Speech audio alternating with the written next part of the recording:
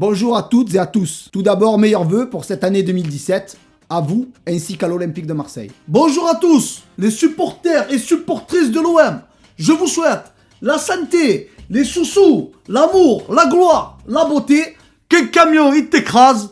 Et je vous dis, bienvenue à ce 5e numéro des Homeboys. Oui, bienvenue dans ce nouvel opus des Homeboys, où nous allons débriefer sur le match Toulouse-OM en Coupe de France. Cette débâcle contre Monaco. Oh mais pour de bon, je suis dégoûté. Et un avant-match contre les Lyonnais. Nos ennemis jurés, composés de traîtres. Borgio, tu voulais pas me poser une question? En effet, l'expert, il y a une question qui me turlupine. Pourquoi les joueurs de football, ils se comportent pas comme des guerriers, comme on l'a connu à l'époque? Moser, Boli, Dimeco. À l'époque, quand tu commençais à jouer au football, au niveau professionnel, t'apprenais auprès des anciens. Tu rangeais le matériel à la fin de chaque entraînement. Tu posais des questions aux grands joueurs. Tu respectais le travail des dirigeants. Et t'avais un salaire qui correspondait à ton statut. Aujourd'hui, les jeunes joueurs n'ont encore rien prouvé et ils ont de gros contrats avec de gros salaires. Difficile de donner des leçons à un apprenti qui gagne plus que toi. Alors qu'on sait que pour devenir un guerrier, il faut apprendre à donner et apprendre à recevoir. Et là, Borgio, on a tout faux. Moi, si tu veux, je vais leur donner. Ils vont apprendre à recevoir. Oh l'expert, il y a une autre question qui me secoue la cabeza. Pourquoi les footballeurs, ils ont plus de respect, plus d'amour pour leur club? Pour le mot respect, certains joueurs l'utilisent pour négocier ou renégocier leur contrat. Souvenez-vous de Blaise Matuidi en début de saison. Je cite. Ouvrez les guillemets. Le club m'a manqué de respect. Elle me dégoûte cette expression. Je n'ai pas ressenti l'amour que le club a pour moi. Je pense qu'il a dû confondre amour et argent. Et quand le PSG lui a proposé de prolonger son contrat, là il a déclaré, je cite, ouvrez les guillemets, mais elle me dégoûte cette expression. Pourquoi pas? Il faut sentir l'amour que le club me porte. Ces périphrases évitent aux joueurs de parler argent. Alors on revient à ta question. Oui, certains joueurs ne respectent plus le public. Ils ne respectent plus leur club. Par contre, ils respectent le pognon. Je comprends qu'on puisse aimer l'argent. Mais quand tu me remplaces le mot argent par amour ou par respect, et là c'est grave. Une honte. Mais une honte. Borgio, regarde Didier Drogba. Il sait qu'il y a de l'argent à l'OM maintenant. Alors, il déclare son amour. Et Dimitri Payet, son amour est grandissant depuis quelque temps. Messieurs les recruteurs, faites attention aux joueurs avec un amour un peu trop prononcé. Nous, ce qu'on veut, c'est des professionnels. Simplement des professionnels. Bande de michetonneuses. Mais je vais plus t'appeler l'expert à toi. Le philosophe de la caillole. Ou de Rechla.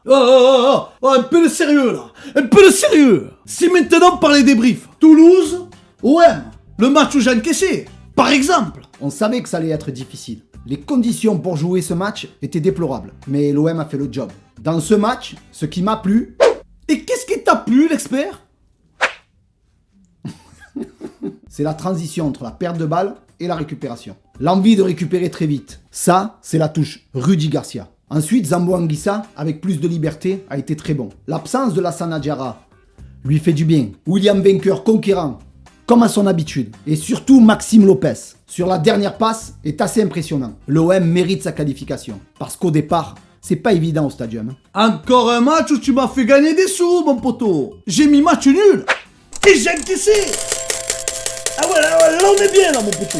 Mais crois-moi, parier sur l'OM pas gagnant, c'est quand même dur mon fraté. Ensuite il y a eu le désastre, la catastrophe, la déferlante, Monaco. Oui, ensuite nous avons joué contre l'ogre monégasque. Mais dans la deuxième vidéo qu'on avait faite, on en avait parlé. Tu nous sens toujours pas prêts pour des équipes comme ça? Monaco a un effectif hors du commun. Ils ont fait un travail magnifique. Non seulement sur les recrues, mais surtout auprès des jeunes. L'an dernier, ils ont remporté la Gambardella. Et on sait comme c'est difficile de construire une grosse équipe et une formation jeune compétitive. Monaco s'aligne chez les plus grands d'Europe. Revenons sur ce match, malgré la défaite un peu sévère à mon goût. Eh ouais, Turpin, mais respecte-nous un peu. Tout le temps tu vas nous voler? Eh ouais, oh mais qu'est-ce que tu as? Je comprends pas. Déjà, tu commences par nous refuser un but valable, une faute sur Thauvin qui a amené un but à Monaco. Eh ouais, oh mais qu'est-ce que tu as? Une faute où Cabella elle a failli perdre un pied. T'arrêtes pas de siffler des hors-jeu.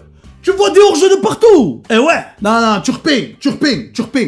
Monaco, il avait pas besoin de toi pour gagner. Maintenant, Turpin, tu vas venir t'excuser auprès de tous les supporters marseillais et de l'OM. Eh ouais. Oui, c'est dommage, monsieur l'arbitre, parce que le match était de très haut niveau. C'est vrai que 4-1, c'est sévère. Un 3-2 aurait été plus logique. Mais la défaite reste encore une fois logique.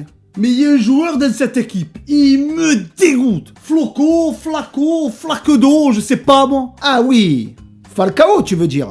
Le tigre? Le tigre? Oh, lui aussi se fait passer pour un félin.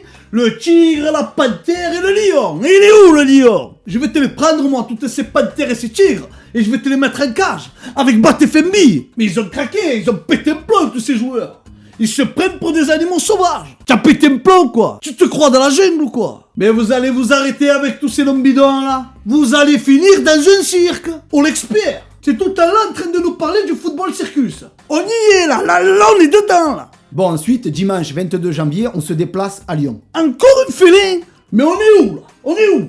C'est le Safari ou c'est la Ligue 1? Alors eux, à chaque fois ils te sortent un arbitre, ils sifflent que d'un côté. Et jamais le bon côté. Eh ouais. Non, Borgio, ça se dit pas ça. Mais à chaque fois ils nous volent. Ils refusent des buts. Ils sifflent des hors-jeux qui n'existent même pas. Eh ouais.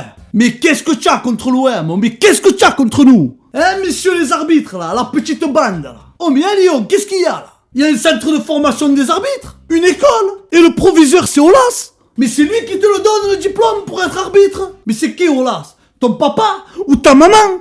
Lyon est une équipe pleine de talent, mais je pense à mon goût très mal géré. L'entraîneur Genesio reste un très bon formateur, mais dans la gestion d'un groupe, il n'est pas au niveau. Il a déjà écarté du groupe Nicolas Nkoulou et Jordan Ferry. Et Jordan Ferry avec Rachid Ghezal, qui sont pour moi les meilleurs Lyonnais. Et en plus, il est aux ordres de son président Olas. Attends, j'en ai une. Tu le connais son prénom à Olas? Jean-Michel. C'est Deg. My name is Olas. Deg Olas. C'est une équipe qui compte 11 victoires, 7 défaites, un seul match nul contre nous. Mais dans ce bordel là, il y a des bons joueurs ou il n'y a pas de bons joueurs? Oui, dans cette équipe, il y a de bons joueurs. Bon, on va pas parler des absents, comme Rachid Ghezal qui est excellent, qui est en Coupe d'Afrique, mais il y a par exemple Raphaël. Il s'appelle Raphaël, juste Raphaël, mais qu'est-ce qu'il a? Il a pas de nom? Il est comme Rémi? Il est sans famille? Il y a aussi Mapou Manga Mbiwa. Ah, par contre lui, il en a 50 de noms de famille. Oh Mapou, tu te sens pas d'en prendre un et de le passer à Raphaël? Mais bon, Mapou, Raphaël, Ndjila, ça fait un peu chelou. Et il y a aussi les 3 anciens Marseillais. Bande de traîtres. Morel, Valbuena et Nkoulou, qui est écarté du groupe. Qu'un camion et vous écrase. Par contre, Valbuena, je vais le laisser tranquille. Parce que quoi que je puisse dire, ça va lui passer au-dessus. Qu'un camion et vous écrase. Mais bon, l'expert, tu le sais, nous ce qu'on veut, c'est encaisser. Alors, côté match ou pas côté match? Il y aura un équilibre technique entre les deux formations. Je pense que ça va se jouer sur le plan tactique. Et là, Rudy Garcia est au-dessus. Alors, victoire de l'OM. Soyons fous, je t'écoute. Je mets tout sur l'OM, all-in. Bon, sur ce, je vous dis au revoir et à bientôt pour un nouveau programme des Homeboys. L'expert, on dit pas les homeboys, c'est les homeboys. Mais avant de vous quitter les potos, j'ai quand même un petit coup de gueule à tous les joueurs qui parlent avec la main devant la bouche. Parce que mon pote, si vous voulez vous dire des tout petits secrets, des secrets bizarres, mais allez vous parler en privé, pas devant les caméras, avec votre main devant la bouche. Mais qu'est-ce que t'as? Tu crois que t'as une commission rogatoire, mon pote? Mais respectez un peu le public. Les secrets, ça se dit en privé, ça se mime pas en public. Je vous dis au revoir les potos et au prochain épisode des Homeboys. Oh yeah! Oh yeah! Oui, bienvenue pour... Qu'est-ce que tu racontes? Non mais arrête. C'est pas possible, c'est pas possible, c'est vrai. Je te le dis. Il faut que tu te calmes, hein. Oh, il faut que tu te calmes. Dans ce match, ce qui m'a plu, me fait rire ce mot plu. Hein. C'est quoi qui t'a plu, l'expert? C'est quoi qui t'a plu, l'expert? C'est moi. C'est pas, hein. Ah, tu repeins. Bon, la coupe, là, je suis là.